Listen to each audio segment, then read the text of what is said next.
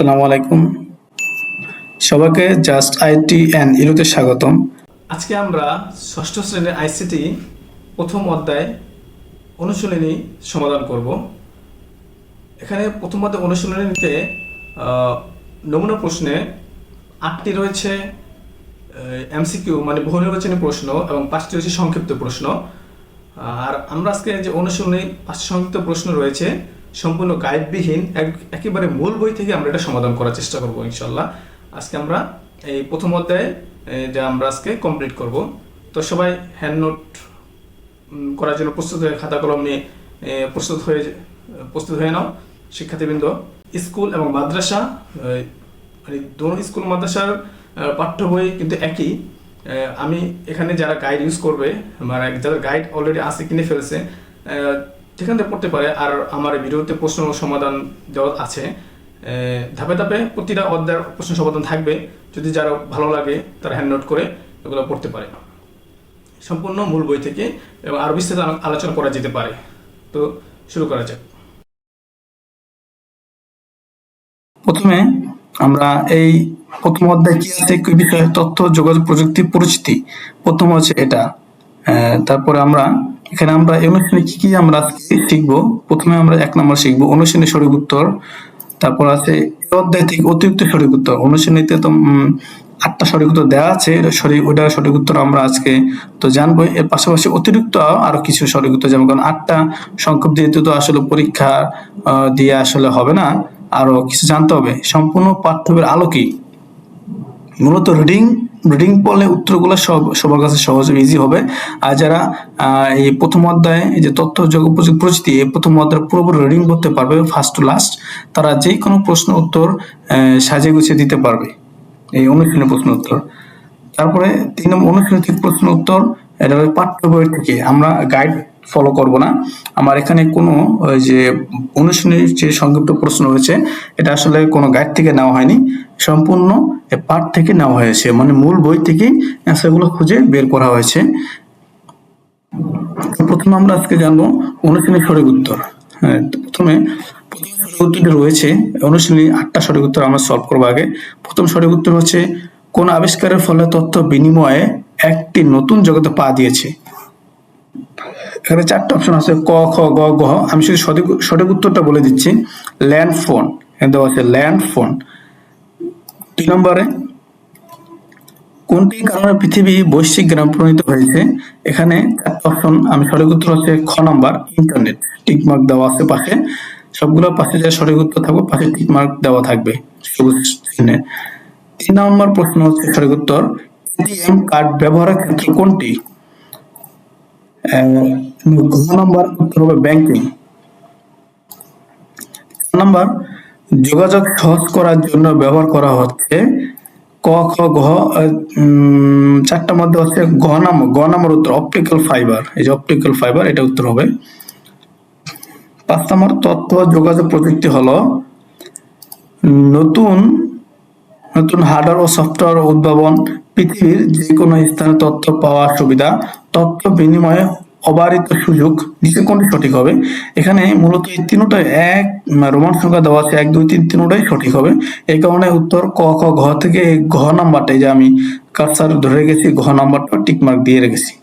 তারপরে 6 নাম্বার ফারজানা হিসাব কথা হচ্ছে উদ্দীপক আছে, উদ্দীপকটা আমি এখানে দেইনি কারণ 1 পেজে হবে না, এই কারণে এটা উদ্দীপক দেওয়া আছে। এখানে 6 এবং 7 নাম্বার অ্যান্সার করতে হবে এই উদ্দীপকের উপরে।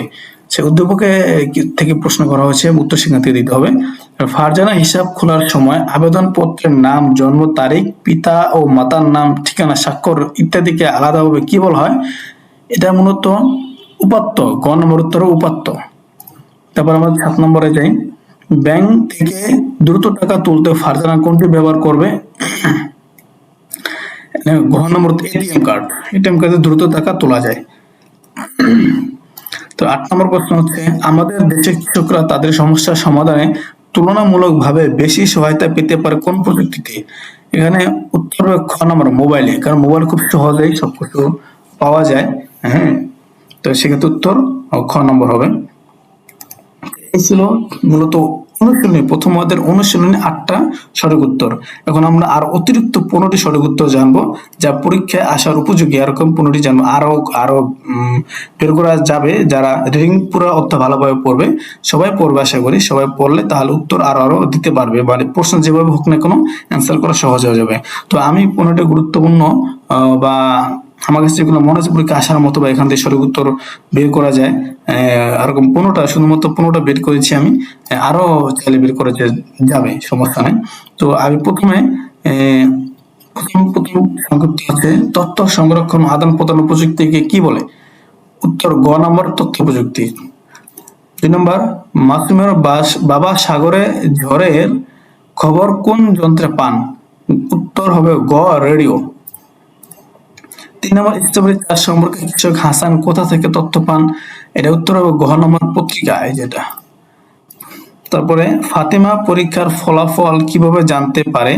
এখানে উত্তর হবে গ নম্বর, SMS এর মাধ্যমে। 5 নম্বর, রাশেদ মুক্তিযুদ্ধের তথ্য কোথা থেকে সংগ্রহ করে? উত্তর হবে গ, ইন্টারনেট।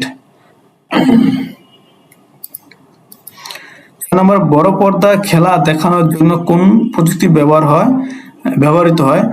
উত্তর ক নম্বর হবে মাল্টিমিডিয়া প্রজেক্টর। 7 নম্বর, পুরো পৃথিবীকে একটি গ্রামের মতো মনে হওয়াকে কি বলা হয়? উত্তর হবে গ নম্বর, গ্লোবাল ভিলেজ।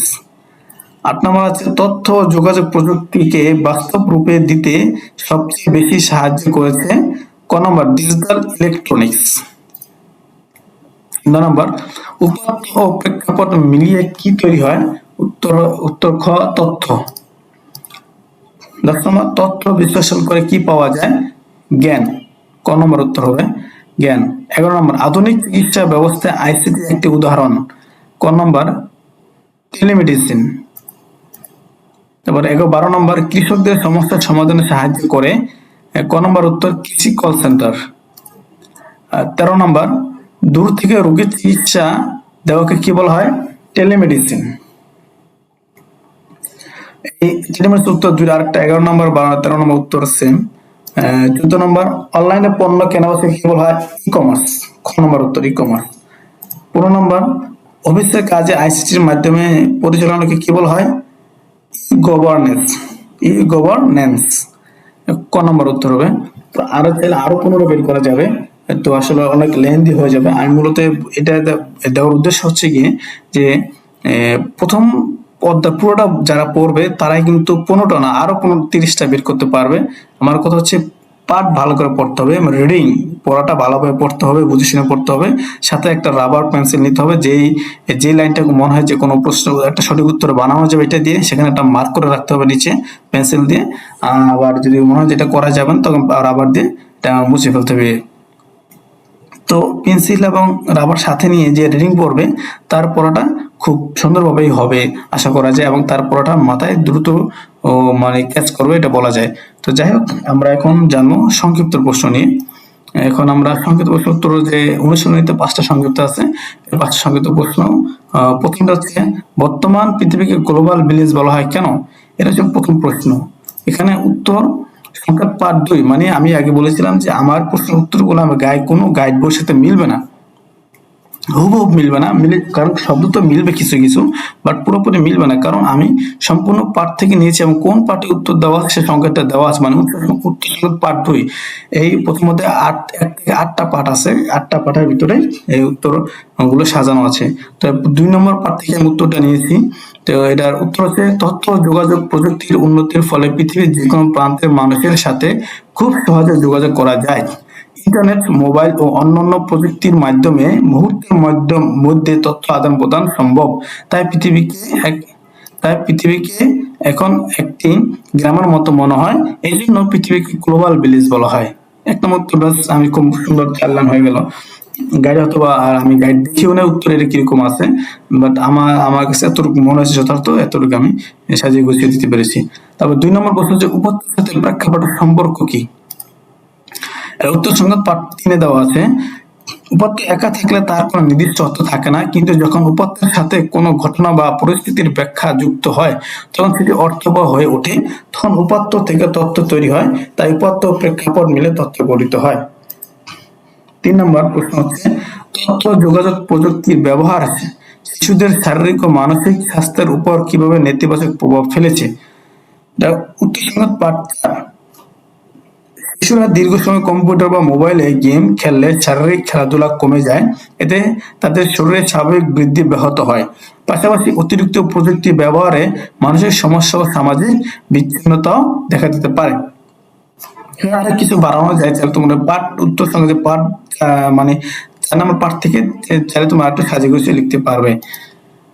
তারপরে 4 নম্বর প্রশ্ন হচ্ছে শিক্ষাক্ষেত্রে তথ্য যোগাযোগ প্রযুক্তির দুটি ব্যবহার লেখো।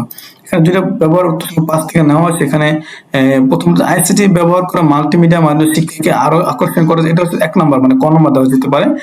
খ নম্বর হচ্ছে কম্পিউটার বা ইবুক ডিভাইসে অনেক বই সংগ্রহ করা পড়াশোনা সম্ভব। এই 2 লাইন হচ্ছে তোমার 2টা ব্যবহার। এছাড়া কম্পিউটার মাধ্যমে অনলাইন পরীক্ষা ও বিভিন্ন শিক্ষামূলক ভিডিও দেখা যায়। 5 নম্বর তথ্য যোগাযোগ প্রযুক্তি ব্যাংকিং সেবাকে অনেক সহজ করেছে, ব্যাখ্যা করো।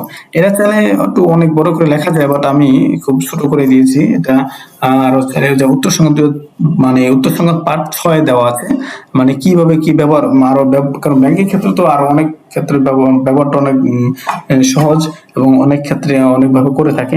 এখানে মূলত আমি লিখেছি আইসিটি ব্যবহারের ফলে ব্যাংকের হিসাব অনলাইনে পরিচালনা করা যায়। গ্রাহকরা এটিএম কার্ড ব্যবহার করে যে কোনো সময় টাকা তুলতে পারে। এছাড়া মোবাইলে ব্যাংকিং এর মাধ্যমে খুব দ্রুত অর্থ লেনদেন করা সম্ভব হয়েছে, ফলে ব্যাংকিং সেবা আগের তুলনায় অনেক সহজ হয়েছে। এই ছিল মূলত 5টা। তো এই ছিল মূলত আজকের প্রথম অধ্যায় সমাধান। তো হ্যান্ডনোট যারা ভিডিওটা কিভাবে করবে সে হচ্ছে পুশ করে করে করতে হবে, স্টপ করে প্রশ্ন অ্যান্সারগুলো খাতায় লিখে তারপরে মুখস্থ করতে হবে। মোবাইল দিয়ে সামনে রেখে পড়াশোনা করা যাবে না।